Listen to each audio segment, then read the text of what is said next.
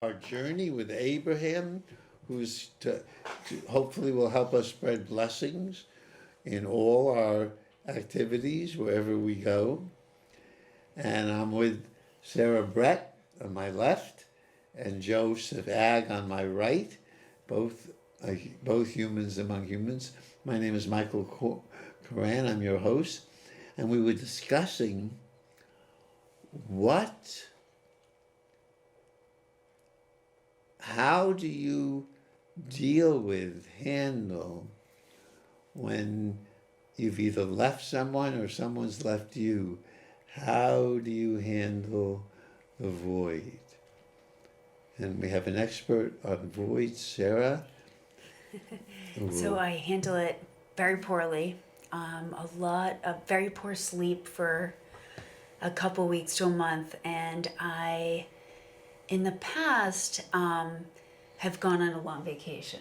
Oh Tried to my. take a couple weeks off, Wow. and the last time I did that, it didn't work. I was depressed for the full 2 weeks of the vacation. I was dragging myself. I was so disappointed. The vacation did not get me out of my rut. And a couple weeks later, I woke up in the morning and I literally had, this is when I had an out of body experience. I Tell us a had little more. charge Tell us coming slow out. motion about So this. I was very, stressed out. I took the 2 week vacation, came back. I was still super down, still not sleeping, and I woke up one morning and it was like I was separate from my body. And I literally And that felt makes sense. If your body's a void, why not split? exactly, that's so interesting. So I could feel all this electricity that was separate from my body. It was the weirdest sensation I've ever had. And it felt like so much anger. Like it scared me. The amount of it was electricity, but it was made up of anger, and I just thought that was so weird. And I then the next night, I'd go to sleep. I'd wake up, and the same thing would happen for like two to 3 minutes. Right when I would wake up, and I would wake up and think, "Oh no, please not again." It was like I had no control over this electrical charge. I had no idea what was going on. I talked to this yoga practitioner. She explained to me that it's called the Kundalini release, that yogis get into these poses and like look forward to this release. And she said, but if you weren't prepared for it, I can see it being really awful. I said, because it was really awful. Um, and And what made it so awful? It was just so angry. It was frightening. So it was angry. frightening, and my whole body just felt so drained. And what's really weird is I kind of just I started doing my meditations on YouTube. Also I had the still residual eczema, residual sciatica. My body had been letting me know for a long time that I needed to relax, that I needed to lighten up. And I just think the people that I was, the people that were coming into my life, again, I think it was the same thing. Like these people were not good for me. And I just kind of ran out of steam. But I really feel like that was my turning point, my segue into becoming spiritual. Because? I just truly understood that we are electricity, we're energy. Wow. And all this, I can't do this, I can't do that, I don't have the temperament for this. I do just think we have to, I just think, what, it's a journey I have to cultivate. I have way more power than I realize. And I'm going to stop telling myself this or that. But I also am going to just not run from energy. So many people can put their energy, I think a lot of us, we take in other people's energies. We don't even realize, we think we're going crazy, when in fact it's that person's crazy energy. Bouncing off you. And I asked this one person, they said, oh, I've had this experience before, other people have gone kind of crazy in my presence. So I do think that knowing how to I'm learning how to protect myself from this crazy energy. I don't ever want to have another Kundalini release. But it taught me. And then a few months later, I bumped into a neighbor, and my neighbor said, "Oh, you look so much better." I think I just wore this weight of like getting struck by lightning every morning. That's pretty much what it felt like. I felt that many, many, many times. It does teach me so. Maybe we can understand how Abram feels when Lot leaves him, even though he let Lot leave him. And like Sarah, he gets this experience, imagination, good for him, that he is going to be fruitful, even though this nephew that was like his son or brother was leaving. And so, and he doesn't, it's just not a thought. It's like you going into a program or you wanting to travel, even though it didn't work. He has to really walk through the land in order to feel, oh yes, this land that my body is feeling and seeing, I'm going to be fruitful. I'm going to have a huge family on this land. And that's what it began. That was over 3,000 years ago. And that land became Israel. Good from his imagination, dream, and doing it. After this show, we have to be careful. We might not see Sarah again. She might be off to New Zealand. So, the next thing that happens is that Avram is now alone, but okay, he's made allies with the people of the land. So he gets along with the Canaanites. Aner, Eshcol, and Mamre are three brothers, and he's tight with them. And someone comes and tells him that Lot and the whole city of Sodom has been captured because they were rebelling against, it'd be good for them, they were brave enough to rebel, they weren't all bad, but they were captured. And Abram, just with his new allies, goes and makes a surprise raid on the kings that captured Lot and rescues him. He is a good uncle. Has anyone ever rescued us when we were captured or imprisoned in some kind of prison? Oh, I've had some amazing people. But what about you folks? Anybody, you've had that. You were once... Sure. You are now very sober, right? Yeah. So who rescued you and how did that happen? It's a long process. I mean, I was in AA, had mentors in AA. I went into that other program, Teen Challenge. It was a faith-based program, Christian program, who showed me how to apply my faith in God in a very practical way. What would be an example? For an example is learning how to live among brothers in this very tight environment, learning how to get along with people and not be angry. How did you learn how to get along with them? Oh, that was a process. Want to give us one example? Well, the program is very oriented towards authority and authority figures. So when you're dealing with when you're dealing with not getting along with say your parents and things like this, you bring that into other situations. And so when you're dealing with authority figures, you just have to trust them, just do what he says, all this type of stuff. It reflects in other things you do, like work and things like that. So what I had gotten into was with my mentor, who I'm actually good friends with now. We actually got into a wrestling match. What was that about, then? That was about me not doing the job that he had assigned me to do. What was the job? I was supposed to scrub toilets. You didn't want to. It's too humble a job. Yeah, you wanted to be. Yeah, I wanted to be some sort of chief or whatever. Yes. Oh, so you said no, huh? I says no. I'm tired of doing this stuff. And I'm tired of you telling me to do this stuff. And he started wrestling with you, or you started wrestling with him? Well, we sort of challenged each other, and it was. Tell us how that went. It was a friendly match. No, but how do you challenge each other? I says, you know what? You keep talking about how tough you are. You want to see how tough you are? Let's go for it. And he did? Yeah, we had a little match. Nobody was around. And you didn't punch? No, we didn't punch. You just wrestled? We weren't trying to hurt each other. We were just challenging each other. Very beautiful. Yeah. So then at the end of it, what ended up happening was we both ended up in humbling circumstances because I was elevated to become a mentor. And so I was on the other side of it. And he says, now you see. Wow. So he helped Yeah. rescue you, though. Yeah, and so the thing that really opened my eyes was I was not allowed to go to sleep for a month until I had written out Psalm 119, which Well, is a very because long you were chapter. becoming too tough. I was becoming mentor. too tough of a mentor. Can you tell me one yeah. example that you just was?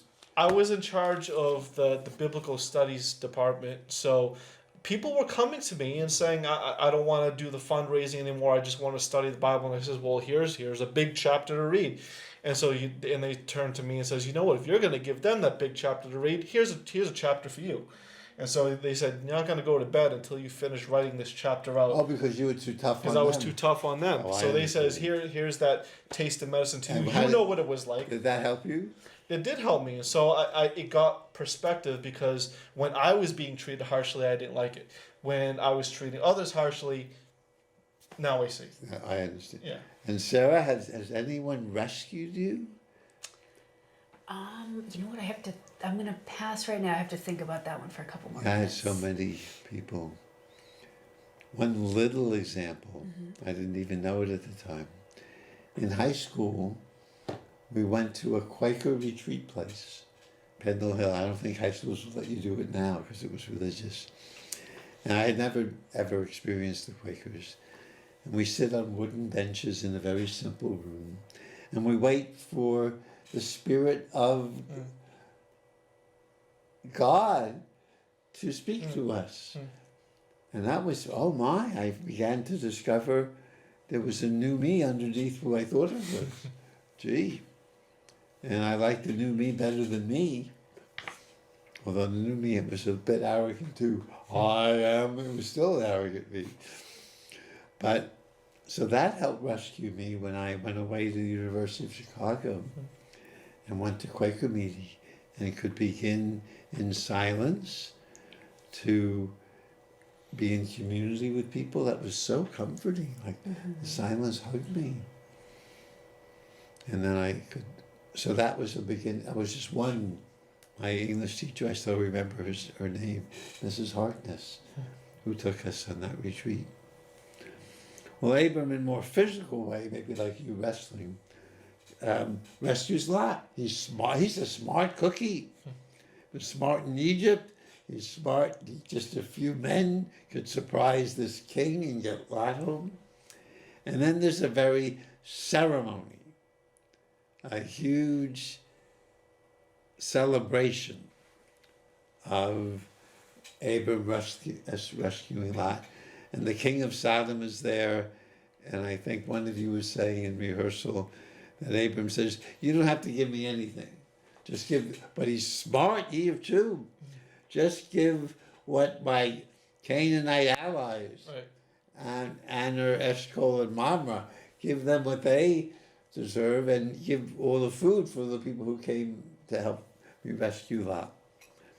And then there's the king of Salem, which is eventually perhaps Jerusalem, brings out bread and wine, and they have a big celebration. Yeah.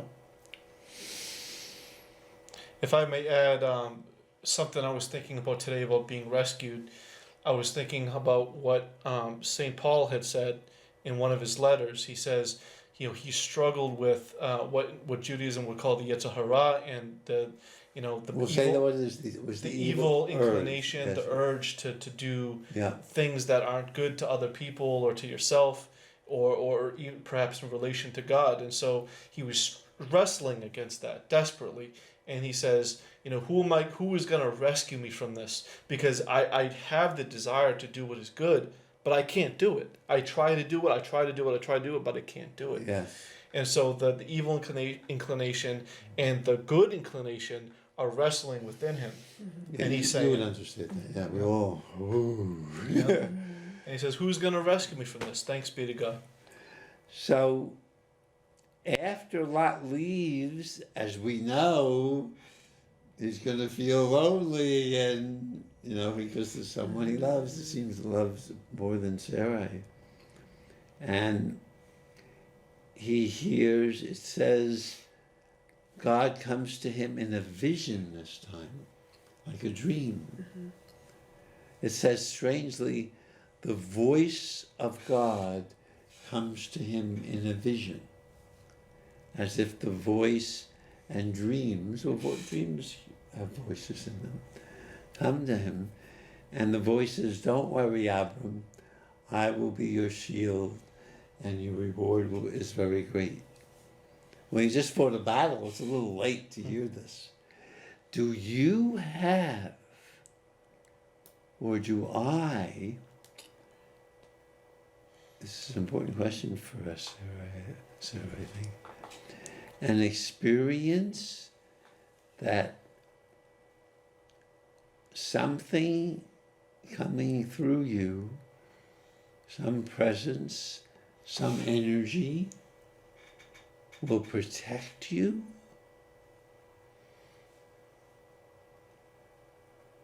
Yeah, I've experienced that. Tell us. There was a time when I came out of that program, and I was in a halfway house. It was sort of my own apartment, but it was a halfway house. And I had was watching the TV about the riot, or whatever you might call it, in Tahrir Square. This was 2011, I believe. And so I'm sitting there and I'm watching that. That was in Egypt. In Egypt, yeah. That was Tahrir Square in Egypt. It was the big uprising going on. And I just knew, for some reason, that things in this world are going to change. I just had a knowing, because for the last 3 years, I didn't know anything that was happening in the world. It was a very tight-knit program. We didn't look at news. We didn't have TV. We didn't look at newspapers, nothing. We were very sheltered for that 3 years. And when I was experiencing the world once again, I was seeing how much the world had changed just in 3 years. Like, I totally missed that bank thing that happened in 2008. I had no idea it happened. So I'm just, but a voice on the inside spoke and said, be awake, be very aware of what's going on. The world is different. You know, it's almost as he put different goggles on my eyes. And I knew at that moment that there were things I had to be wary of, and there were things I had to be awake. I had to look at my surroundings again, different. Oh, I feel that, and that protected you. Yeah, because I was very aware now. Oh my. Yeah. Sarah, any experience letting you know because you're brave? You wanted to go to New Zealand all by yourself? I think that there was a lot. I did want to go to New Zealand a year ago. There was a lot that was going on, family and work-wise, and I just had my anxiety was through the roof. So I just thought, you know what? I am just gonna. There's a reason that I still need to be here, and my dad ended up getting sick a little bit. My sister got sick. It would have been really stressful had I not, had I gone. I would have been worried. I'm definitely, things are in a much better spot now. And I kind of just thought, you know what? I was running away from a stressful situation.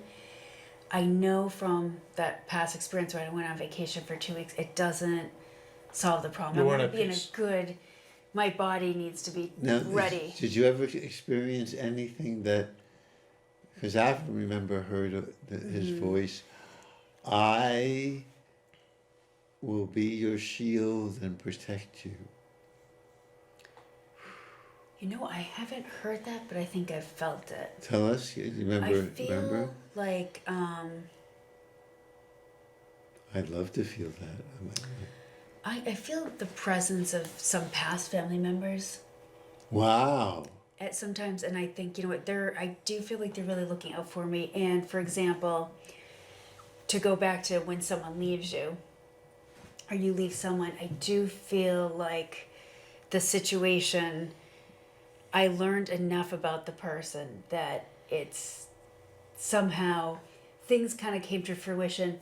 I feel like pretty early on that I do feel like someone's protecting me. You know, Or one of your ancestors? I do feel like there's energy out there that's saying you need to stay away from this Wow. person. Oh, I hope I have that. Perhaps Angel, maybe. Yeah, there's people out there. I think if we're really listening, we're really paying attention. Oh, that's so heartening. But as painful as it is to go your separate ways, I do, there's no regrets at all. It hurts, but Yeah. you know it's the right There thing. comes a point. And I do feel like the examples and the situations that I was presented with that came to fruition, I do feel someone was protecting me and In the showing bigger me scheme of things. was Wow. showing me and uncovering what this person was really like. Well, Avram gives this voice a hard time. First time he's doing this. He never. Now they're getting more familiar. He says, "How do I know I will be fruitful? I haven't been. How do I know I'm going to have a family and children and grandchildren, and live, make a community, a lasting, everlasting community on this land? Tell me. Why should I trust you? You're just a voice. You're just a voice, a dreamer. How could I know?" And I don't think you would, because you've only read this. But do you remember how this voice answers that challenge? He moves Avram to go outside of his tent and look at the stars. I see. I remember now. Yeah. And that's so awesome and feels so awesome. Remember, the voice felt awesome. He said, "So shall your seed be." And this seems hard to believe. Unfortunately, fortunately, it's happened. Abraham is the father of over 2 billion Christians, over 1.5 billion Muslims, over 3,500 years of Jews. And Avram was overwhelmed and says, I believe you, voice. And then the voice says, "And this land I'm going to give you." And Avram says, "How do I know that's true?" Good for him. He's quite a guy. Questions. He's quite a guy. He's inquisitive. And this answer is unusual. Avram makes some fires. And just as the sun's going down, and the Bible says he falls into a deep, deep sleep. The word is tardama in Hebrew. Tardama. And it's the sleep that Adam had before Eve came out of him. And some people think Adam is just a word for humanity, and out of humanity, Eve, male and female, came. And so he's going through a hard time, like Sarah. He's in this, like you, Joe. He's in this deep, it's not just a peaceful sleep, deep sleep. And it's after was told to cut up animals. The way you made a pact in those days was, if we were making a deal, you and I have a wonderful deal, but if Sarah posts these shows and we go to shows, I take her to shows to show my appreciation. But we just said that. If we would make a pact like Abraham made, we'd cut up an animal, maybe we'd do a dead chicken, walk between them and say, if you don't post those shows, or you don't take me to a show, may we be cut up like these animals. I sometimes feel that way. I sometimes feel that way. Cut up when I don't. You might have felt that when you didn't do your job as mentor. I can feel that way. And he feels this in this tardama, in this something like a nightmare. And I think it reassures him that, oh my, I can trust this voice. Now the hard question, we only have 2 minutes. Why going into that unpleasant sleep, right, too deep for being pleasant and with visions, why or does this brings satisfaction. I think the voice was very honest with Abraham's because, as I remember it, I think it says dark, like a thickness, like a deep dark thickness, That's the Tardama, yes. right? And so when he's in this dark sleep, this long dark sleep, and that's interesting what you said about Adam.